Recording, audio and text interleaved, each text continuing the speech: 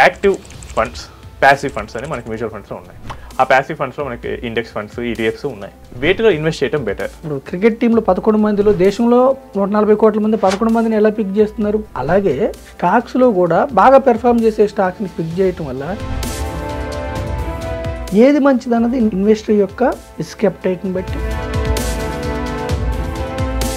Sir, Contra funds అంటే ఏంటి? వీటిని అసలు ఎలా పోర్ట్ఫోలియోలో యాడ్ చేసుకోవాలి? యాడ్ చేసుకుంటే ఎంత పర్సెంటేజ్ వరకు ఉంచుకోవచ్చు? కొన్ని స్టాక్స్ ఏమవుతాయంటే ఒక 5 years కాంపిటీషన్ వల్ల కావచ్చు, పెరిగిపోవటం వల్ల కావచ్చు, ఒక 5 years అలాగే ఉంటాయి. కానీ లాంగ్ పీరియడ్లో ఒకసారి వాడికి ఎప్పుడైతే మూమెంట్ వస్తుందో ఇన్వెస్టరు పెట్టేది చాలా తక్కువ అమౌంట్ అనుకోండి, ఒక 2,000 5,000 అనుకోండి, మనం ఏం చేయలేము, మల్టీయో ఫ్లెక్సియో 1 2 ఇస్తాం. ఇన్వెస్టర్ ఎక్కువ అమౌంట్ పెట్టాడు, సిప్ రూపాయన ఒక 50,000 1,00,000. సో నేనేం చెప్తున్నానంటే మధ్యతరగతి వారి పేదవారు ఖచ్చితంగా ఈక్విటీస్లోకి రండి, కానీ ట్రేడింగ్ వద్దు, సేవింగ్స్ వద్దు, అది కూడా ఎక్కువ బ్రెయిన్ పెట్టవద్దు. డైవర్సిఫైడ్ ఈక్విటీ మ్యూచువల్ ఫండ్స్ ఒక ప్రొఫెషనల్ డిస్ట్రిబ్యూటర్ లేదంటే అడ్వైజర్, ఫైనాన్షియల్ అడ్వైజర్ ద్వారా వస్తే చక్కగా ఆర్థిక లక్ష్యాన్ని నెరవేర్చుకోవచ్చు. హాయ్, ఐడ్రీమ్ ప్రేక్షకులకు స్వాగతం. నేను మీ సాయిరామ్ని. మనతో ఉన్నారు AMFI registered mutual fund distributor Bonagal Salman గారు. సార్ని అడిగి మ్యూచువల్ ఫండ్ ఇన్వెస్ట్మెంట్స్లో కొన్ని డౌట్స్ క్లియర్ చేసుకుందాం. సాల్మాన్ గారు, నా దగ్గరకు వచ్చే క్లయింట్స్ చాలా కామన్ డౌట్స్ ఫ్రీక్వెంట్గా అడుగుతుంటారు. అందులో కొన్ని నేను తీసుకొచ్చాను ఈరోజు. వాటిని మీ ద్వారా ఎక్స్ప్లెయిన్ చేద్దాం, doubt clarification. So active funds, passive funds అని మనకి మ్యూచువల్ ఫండ్స్లో ఉన్నాయి. ఆ ప్యాసివ్ ఫండ్స్లో మనకి ఇండెక్స్ ఫండ్స్, ఈటీఎఫ్స్ ఉన్నాయి. సో వీటిలో ఇన్వెస్ట్ చేయడం బెటర్, అండ్ వీటిలో ఇన్వెస్ట్ చేస్తే మనకి ఎక్కువ రిటర్న్ వస్తుంది. సో వీళ్ళందరూ ఏం చేస్తారంటే మనకి యూట్యూబ్లో ఇండెక్స్ ఫండ్స్లో పెట్టమంటున్నారు కదా, సో అందులో పెడితే ఎక్కువ వస్తుందా, లేకపోతే ఒక యాక్టివ్ గ్రోత్ ఫండ్లో పెడితే వస్తుందా అని అడుగుతున్నారు. సో దాన్ని మీ ద్వారా క్లారిఫికేషన్. సాయి గారు మంచి క్వశ్చన్ అడిగారండి. ఇప్పుడు చూడండి, active funds versus passive funds అంటే నా ఉద్దేశం కామన్ మ్యాన్కి అర్థం కావాలి కాబట్టి మళ్ళీ ఒకసారి నేను డెఫినేషన్ చెప్తాను. ప్యాసివ్ ఫండ్స్ అంటే ఇక్కడ ఫండ్ మేనేజర్ రోల్ ఏమి ఉండదు. ఇప్పుడు సెన్సెక్స్ ఉంది, సెన్సెక్స్లో ప్రతి కంపెనీకి ఒక వెయిటేజ్ ఉంటుంది, యాజ్ ఇట్ ఈజ్గా పెడితే దాన్ని సెన్సెక్స్ ఫండ్ అంటారు. నిఫ్టీ ఫండ్, నిఫ్టీలో ప్రతి కంపెనీకి ఒక వెయిటేజ్ ఉంటుంది, అంటే 5% ఈ కంపెనీలో చేయాలి, 4% ఈ కంపెనీ, యాజ్ ఇట్ ఈజ్. అంటే ఫండ్ మేనేజర్ రోల్ ఏమి ఉండదు. ప్యాసివ్ అంటే ప్యాసివ్ ఫండ్స్ సెన్సెక్స్ ఫండ్స్ కావచ్చు, నిఫ్టీ ఫండ్స్ కావచ్చు, నిఫ్టీ మిడ్ క్యాప్ 150 కావచ్చు, నిఫ్టీ 500 కావచ్చు, ఇవి ఇండెక్స్ ఎంత రిటర్న్ వస్తుందో యాజ్ ఇట్ ఈస్గా రిప్లికా ఒక 0.001% అటు ఇటుగా ఉంటుంది, ట్రాకింగ్ ఎర్రర్ ఉంటుంది, యాజ్ ఇట్ ఈస్గా వస్తుంది. ఓకేనా? అంటే ఇక్కడ ఇండెక్స్ ఫండ్స్ ఎందుకు బహుళ ప్రాముఖ్యం పొందినాయి అంటే ఇండెక్స్ ఫండ్లో ఫండ్ మేనేజర్ రోలే ఉండదు. అంటే అతనికి ఫీజు ఇవ్వటం కానీ ఖర్చులు కానీ ఏముండవు. సో ఇండెక్స్ ఫండ్స్లో ఎక్స్పెన్స్ రేషియో తక్కువ ఉంటుంది. అయితే బయట దేశాల్లో ఇండెక్స్లో ఎక్కువ, చాలా ఎక్కువ. అందుకని వాళ్ళు ఏం చేస్తారు, గుడ్డిగా ఇండెక్స్ ఫండ్స్లో పెడుతుంటారు. మన దగ్గర లిమిటెడ్ ఇండెక్స్ ఫండ్స్. అయితే యాక్టివ్ ఫండ్ అంటే ఏమిటంటే యాక్టివ్ ఫండ్లో ఫండ్ మేనేజర్ రోల్ ఉంటుంది. ఇప్పుడు సపోజ్ నేను అర్థం కావడం చెప్తున్నా, లార్జ్ క్యాప్ ఫండ్, దీనికి బెంచ్ మార్క్ ఏముంటుంది, నిఫ్టీ 100. యా, బెంచ్ మార్క్ అంటే అందులోంచే తీసుకోవాలి. నిఫ్టీ 100కి 12% వచ్చినాయి అనుకోండి రిటర్న్స్. ఈ ఫండ్ మేనేజరు ఇందులోనేమో 100 కంపెనీస్లో యాజ్ ఇట్ ఈస్గా పెట్టాలి. ఇందులో ఏం చేస్తాడంటే అతను ఒక 30, 40, 50 అంటే బాగా పెర్ఫామ్ చేసే కంపెనీస్ని పిక్ చేసుకొని బాగా పెర్ఫామ్ చేయని కంపెనీస్ని తగ్గిస్తే ఇతను ఈ ఇండెక్స్ ఫండ్ కంటే ఎక్కువ రిటర్న్ జనరేట్ చేసే అవకాశం ఉంది. ఇతను 12% జనరేట్ చేస్తే ఇతను 14 చేశాడు అనుకోండి, నాకు ఎక్స్పెన్స్ రేషియో పోతే మాత్రం ఏమిటి, నాకు 14% వచ్చింది కదా. 2% ఎందుకు మన దేశంలో యాక్టివ్ ఫండ్స్లో ఎక్కువ రిటర్న్స్ వస్తున్నాయంటే most of the active funds fund మేనేజర్లు రీసెర్చ్ టీమ్ ఉండటం వల్ల ఎక్కువ రిటర్న్స్ ఇవ్వలేని స్టాక్స్ని అవాయిడ్ చేయటం వల్ల ఇప్పుడు క్రికెట్ టీంలో 11 మందిలో దేశంలో 140 కోట్ల మంది 11 మందిని ఎలా పిక్ చేస్తున్నారు? అలాగే స్టాక్స్లో కూడా బాగా పెర్ఫామ్ చేసే స్టాక్స్ని పిక్ చేయటం వల్ల most of the active funds అంటే మిడ్ క్యాప్ కావచ్చు, స్మాల్ క్యాప్ కావచ్చు, మల్టీ కావచ్చు, బెంచ్ మార్క్ని బీట్ చేస్తుంది కాబట్టి యాక్టివ్ ఫండ్స్ పిక్ చేసుకుంటున్నారు. మరి మీరు ఇందులో యాక్టివ్ ఫండ్స్లో రిస్క్ ఎక్కువ ఉంటుంది, రిటర్న్ ఎక్కువ వచ్చే అవకాశం ఉంది. రెండు ఉంటాయి. రిటర్న్ అన్న దగ్గర ప్రతి చోట రిస్క్ ఉంటుంది. ప్యాసివ్ ఫండ్స్లో యాజ్ ఇట్ ఈస్కి ఇండెక్స్ రెప్లికా ఏది మంచిది అన్నది ఇన్వెస్టర్ యొక్క రిస్క్ అప్టైట్ని బట్టి. అది జనరల్గా ఏమిటంటే రిటర్న్స్ ఎక్కువ కావాలన్నప్పుడు, అంటే ఇండెక్స్లో ఏమిటి, ఒక్కొక్కసారి ఏదైనా కంపెనీ ఫ్రాడ్ అయింది సపోజ్, అయినా ఇండెక్స్లో ఆ వెయిటేజ్ ప్రకారం అలా ఉంచేస్తాడు. ఇక్కడ యాక్టివ్ ఫండ్లో ఫండ్ మేనేజర్ ఆ కంపెనీలో ఏదన్నా స్కామ్ బయటకు వచ్చినప్పుడు టక్కన అది వదిలించుకుంటాడు. Okay. So active funds are good, index funds also good, active funds also good మీ యొక్క రిస్క్ అప్టైట్ని బట్టి. సో యాక్టివ్ ఫండ్స్లో ఎక్స్పెన్స్ రేషియో ఎక్కువ ఉంటుంది, రిటర్న్ ఎక్కువ వచ్చే అవకాశం ఉంది. నాకు ఎక్స్పెన్స్ రేషియో ఎందుకు, నాకు 15% వస్తుంది లేదంటే 13 వస్తుంది అనుకున్నప్పుడు యాక్టివ్ ఫండ్స్కి వెళ్ళొచ్చు. సో మా రీసెర్చ్ టీం కూడా డేటా అనాలిసిస్ చేసామండి. సో యాక్టివ్ ఫండ్స్ ఒక 8 years or 10 years పీరియడ్ తీసుకున్నప్పుడు, so there is a face, ఆ ఫండ్ ఇండెక్స్ని బీట్ చేయలేని ఫేస్ అయితే ఉంటుంది. సో ప్రతి ఫండ్కి ఉంది, కానీ క్రాస్ అయినప్పుడు 3 to 4% డిఫరెన్స్ బీట్ చేస్తుంది. అవును. సో 3 to 4% అంటే ఆల్మోస్ట్ మనకి 12% నిఫ్టీ ఇచ్చిందంటే ఆల్మోస్ట్ ఒక 20 to 25% రిటర్న్ ఎక్కువ. కాంపౌండింగ్ పాయింట్ ఆఫ్ వ్యూలో 10 years 15 years తో హ్యూజ్ డిఫరెన్స్, 1% డిఫరెన్స్తో కూడా power of company huge difference వస్తుంది. Most of the active funds బెంచ్ మార్క్స్ని బీట్ చేస్తున్నాయి ఇండెక్స్ ఫండ్స్ని, ఎక్సెప్ట్ లార్జ్ క్యాప్ ఫండ్స్. కొన్ని లార్జ్ క్యాప్ ఫండ్స్లో ఎక్కువ లార్జ్ క్యాప్ ఫండ్స్ ఇండెక్స్ని బీట్ చేయలేకపోతున్నాయి, కానీ most of the mid cap, small cap, multi cap, flexi ఇండెక్స్ని బీట్ చేస్తున్నాయి. అయినా ఏదైనా ఇన్వెస్టర్ యొక్క రిస్క్ అప్టైట్ని బట్టి మనం సజెస్ట్ చేస్తాం, మనం డిస్ట్రిబ్యూట్ చేస్తాం. సార్ కాంట్రా ఫండ్స్ అంటే ఏంటి, వీటిని అసలు ఎలా పోర్ట్ఫోలియోలో యాడ్ చేసుకోవాలి, యాడ్ చేసుకుంటే ఎంత పర్సంటేజ్ వరకు ఉంచుకోవచ్చు? ఇప్పుడు చూడండి మనం సాయి గారు, మనం పోర్ట్ఫోలియో డిజైన్ చేసినప్పుడు ఫస్ట్ థింగ్ రిస్క్, గోల్స్ బట్టి చేస్తాం. ఈ క్రమంలో కాంట్రా ఫండ్స్ అంటే డిఫరెంట్ స్ట్రాటజీ, కాంట్రాడియన్ స్ట్రాటజీ. ఏమిటి, కొన్ని స్టాక్స్ యాక్చువల్గా ఫండమెంటల్గా స్ట్రాంగ్ ఉంటాయి. ఇందాక మనం మాట్లాడుకున్నాం, మీరు చెప్పారు మైక్రోసాఫ్ట్ అనో లేదంటే రిలయన్స్ అనో, ఇవి కొన్ని స్టాక్స్ ఏమవుతాయంటే ఒక 5 years, ఒక 7 years కూడా కాంపిటీషన్ వల్ల కావచ్చు, లేదంటే చాలా ఎక్కువ పెరిగిపోవటం వల్ల కావచ్చు, ఒక 5 years అలాగే ఉంటాయి.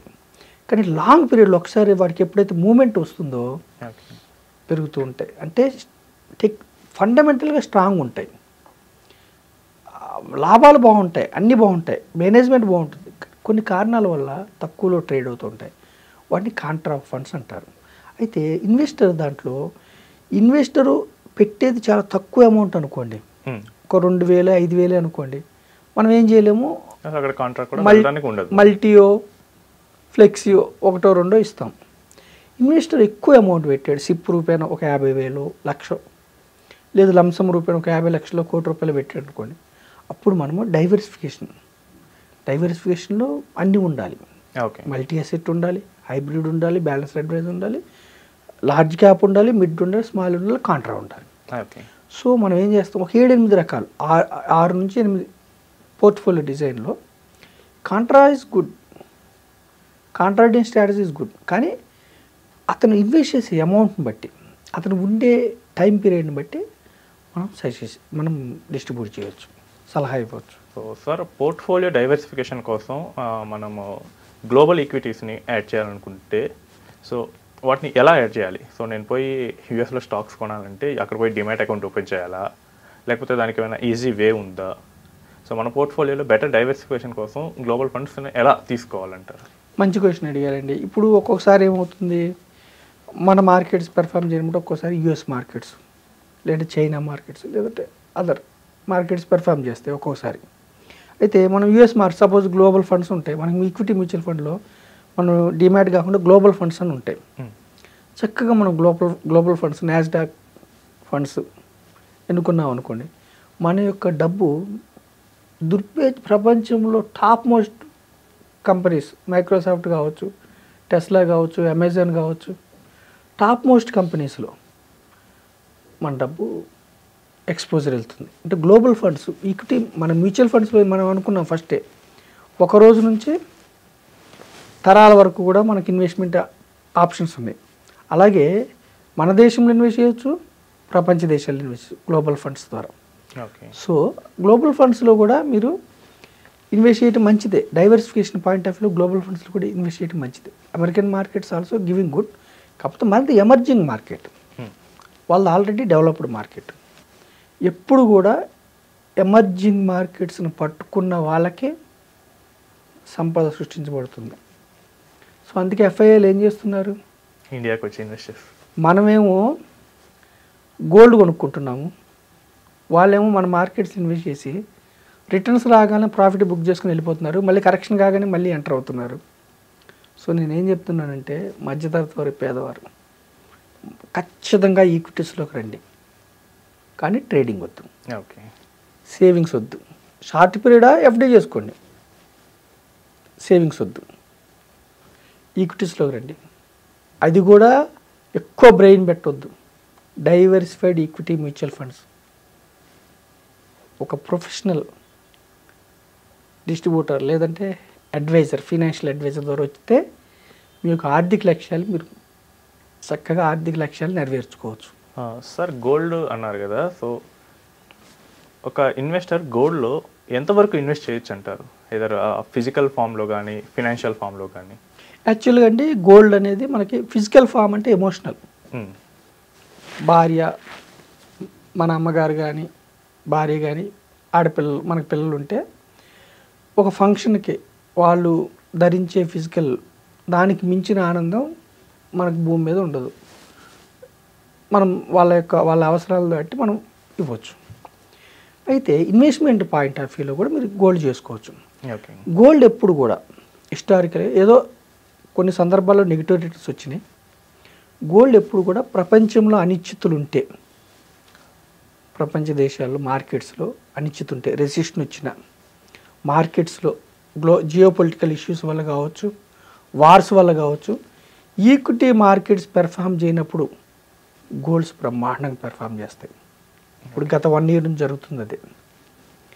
గోల్డ్ ఎప్పుడు కూడా ఇన్వెస్ట్మెంట్ పాయింట్ ఆఫ్ వ్యూలో ఎఫ్డీకి ఈక్విటీస్కి మధ్యలో గోల్డ్ ఉంటుంది. ఓకే, ఈక్విటీస్ కంటే కొంచెం తక్కువ రేట్ని ఇస్తుంది.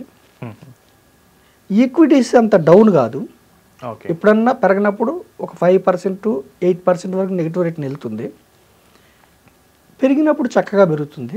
ఓకే, అయితే కొంచెం ఇన్వెస్ట్మెంట్ ఎక్కువ చేసేవాళ్ళు ప్యూర్గా ఈక్విటీస్ మీద ఆధారపడితే మార్కెట్స్ డౌన్ అయినప్పుడు మీరు ఎడ్జింగ్, ఇన్ఫ్లేషన్ ఎడ్జింగ్ కాదు కాబట్టి ఇన్ఫ్లేషన్ ఎడ్జింగ్ కోసం గోల్డ్ కూడా పెట్టుకోవాలి మీరు ఇన్వెస్ట్మెంట్ పాయింట్ ఆఫ్ వ్యూలో.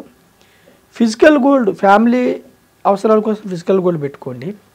ఇన్వెస్ట్మెంట్ పాయింట్ ఆఫ్ వ్యూలో డిజిటల్ గోల్డ్ పెట్టుకోండి. ఒక 9% నుంచి 11% మధ్యలో హిస్టారికల్ రిటర్న్స్ చూసుకుంటే యావరేజ్గా గోల్డ్ రిటర్న్స్ వస్తున్నాయి. Gold is good investment. Equity అంత బెస్ట్ ఇన్వెస్ట్మెంట్ కాదు, ఎఫ్డి అంత తక్కువ ఇన్వెస్ట్మెంట్ కాదు. ఓకే సార్, మీకు మ్యూచువల్ ఫండ్స్ ఇన్వెస్ట్ చేసేటప్పుడు మనం ఫాలో అవ్వాల్సిన మెట్రిక్స్ ఏంటి? మంచి క్వశ్చన్ అడిగారండి. ఇక్కడ కూడా ఏమిటంటే ఫాలో అవ్వాల్సింది ఏమిటంటే first investor needs. Okay, risk మనం ఒక్క రిటర్నే చూస్తే రిటర్న్ ఎంత వస్తుందంటే రిస్క్ అంత డౌన్ అవుద్దని చూసుకోవాలి. ఓకే, నేను 15% రిటర్న్ కోసం చూస్తాను, 15% మైనస్ అయిద్దని కూడా నేను ఊహించుకోవాలి. తర్వాత షార్ట్ పీరియడ్ కోసం ఈక్విటీస్ వద్దు, ఓకే, అవాయిడ్ చేయండి షార్ట్ పీరియడ్ కోసం. ఫస్ట్ థింగ్ ఏమిటంటే మన సాయి గారు రిటర్న్స్ చేంజ్ చేయటం మానుకోవాలి. ఓకే, కన్సిస్టెన్సీ చూడాలి. కన్సిస్టెన్సీ అంటే 1 yearలో చూసినా టాప్ 10లో ఉండాలి, 3 yearsలో చూసినా ఉండాలి, 5 yearsలో చూసినా అంటే దీన్ని క్వార్టల్ మెథడ్ అంటారు. ఇప్పుడు 44 కంపెనీస్ ఉన్నాయి అనుకోండి, సపోజ్ 44 లార్జ్ క్యాప్ ఫండ్స్ ఉన్నాయి అనుకోండి. సపోజ్ ఎలా చూజ్ చేసుకోవాలంటే టాప్ 1, 2 అని కాదు, 1 year రిటర్న్స్ చూసినా టాప్ క్వార్టర్లో ఉండాలి. క్వార్టర్ అంటే ఇప్పుడు ఫస్ట్ 10ని ఒక క్వార్టర్ అంటారు, సెకండ్ 10ని second quarter, third quarter, 1 year చూసినా ఇలా ఉండాలి, 3 years చూసినా ఉండాలి, 5 years చూసినా ఉండాలి. అంటే consistency important. Okay, first thing ఏం చేయాలి, మీ రిస్క్ బట్టి ఎంతకాలం ఉంటారో చూసి, ఇప్పుడు రిస్క్ తక్కువ తీసుకునే వాళ్ళకి హైబ్రిడ్ ఫండ్స్, అసలు రిస్క్ వద్దు ఈక్విటీ అంటే డెట్ ఫండ్స్, లేదు ఇన్ఫ్లేషన్ బీట్ చేయాలి హైబ్రిడ్ కావచ్చు, లార్జ్ కావచ్చు. ఇంకా రిస్క్ తీసుకుంటా నేను 25 ఇయర్స్ నేను 25 ఇయర్స్ ఇన్వెస్ట్ చేస్తాను నెక్స్ట్ 25 ఇయర్స్ అనుకున్న వాళ్ళకి మిడ్ టు స్మాల్ ఎక్స్పోజర్ ఇవ్వచ్చు. Mid to small emerging companies ఉంటాయి కాబట్టి రిస్క్ ఎక్కువ ఉంటుంది, రివార్డ్ ఎక్కువ ఉంటుంది. తర్వాత ఫండ్ మేనేజరు అనుభవం, ఎంత ఆల్ఫాతో మనకి బెంచ్ మార్క్ని బీట్ చేస్తుంది. అంటే ఇవన్నీ ఇండివిజువల్ ఇన్వెస్టర్స్ చూసుకోవాలంటే కొంచెం నాలెడ్జ్ పెంచుకోవాలి. కాబట్టి మీరు యాంఫీ రిజిస్టర్డ్ డిస్ట్రిబ్యూటర్ కానీ ఒక పర్సనల్ ఫైనాన్స్ ప్రొఫెషనల్ కానీ వెళ్తే డైరెక్ట్కి రెగ్యులర్కి పెద్ద డిఫరెన్స్ ఏమి ఉండదు, 0.50 0.70, కానీ మీరు ప్రశాంతంగా నిద్రపోవచ్చు. ఓకే, లేదు నా కార్ నేనే డ్రైవ్ చేసుకుంటాను, ప్రతి స్పీడ్ బ్రేకర్ దగ్గర బ్రేక్ వేసుకుంటాను, ఎవరు అడ్డు వచ్చినా నేను చూసుకుంటాను, వెళ్ళండి డైరెక్ట్. ఏది రిస్ట్రిక్షన్ లేదు, సెబిఏ పెట్టింది డైరెక్ట్ 2013తో, అంతకుముందు లేదు, మీ ఇష్టం. కాకపోతే ప్రతి పనికి ఇప్పుడు మీరున్నారు, మీ ప్రతి నిమిషం మీరు కేటాయించేది ఏంటి, మీ ఇన్వెస్టర్స్ గురించే. మీ ఇన్వెస్టర్స్ సంపద ఎలా పెంచాలి, వాళ్ళ నీడ్స్ ఎలా. అట్లా ఒక ఫైనాన్షియల్ ప్రొఫెషనల్ ఎప్పుడు కూడా ఎవరి వృత్తి వాళ్ళది. సో దాన్ని బట్టి రకరకాల పారామీటర్స్, ఆల్ఫా, ఎక్స్పెన్స్ రేషియో, రకరకాల పారామీటర్స్ ఉంటాయి. దాన్ని బట్టి మీరు ప్లాన్ చేసుకొని ముందుకెళ్ళొచ్చు ఇన్వెస్టర్స్. చాలా మంచి విషయాలు చెప్పారు సల్మాన్ గారు. It's nice talking with you అండి. సో ఇలాంటి మరిన్ని విషయాలతో మనం నెక్స్ట్ ఎపిసోడ్లో కలుస్తాం.